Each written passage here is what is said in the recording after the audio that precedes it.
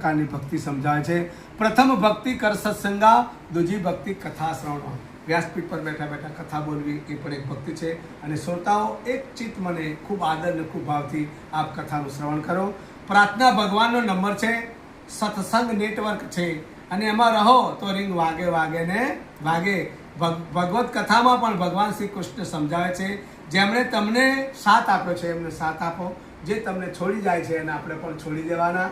કોઈ તમને જરૂર તમારે નથી તો ગરજ મારે પણ નથી, બાકી ગરજ બંનેને હોય અને જરૂર પણ બંનેને હોય। માણસો અહંકાર અભિમાનમાં આપણને જોવા મળે છે। જેમણે આપણને છોડ્યા છે એમને આપણે છોડી દેવામાં કોઈ પણ વાંધો નહીં। ભગવાનનું ભજન કરવું એ માણસનો જન્મસિદ્ધ અધિકાર છે। કોઈ પણ જ્ઞાતિ જાતિના ભેદભાવ સિવાય 18 વરણ ભગવાન સત્યનારાયણની કથા કરી શકે છે, કથા સાંભળી શકે છે। એમાં કોઈ પણ જાતનો ભેદભાવ સમજાયો નથી, કારણ કે સૌરાષ્ટ્રની અંદર ગંગા સતી અને પાનબાઈ થઈ ગયા। એમણે 51 દિવસમાં 51 આત્મજ્ઞાની ભજન પોતાની દીકરાની વહુને સમજાય છે। ગંગા સતી અને પાનબાઈ વચ્ચે સંવાદ થાય છે કે જાતિ ને પ્રાંતિ નથી હરિ તારા દેશમાં। સુગનો કોણ હતો ખબર છે? સુગનો કસાય હતો। સ્વામિનારાયણમાં કથા આવે છે કે સુગનો કસાય હતો તો પણ એને ભગવાન મળ્યા છે। સબરી ભીલ જાતિમાંથી આવે છે તો પણ એને ભગવાન મળ્યા છે। એના ગુરુ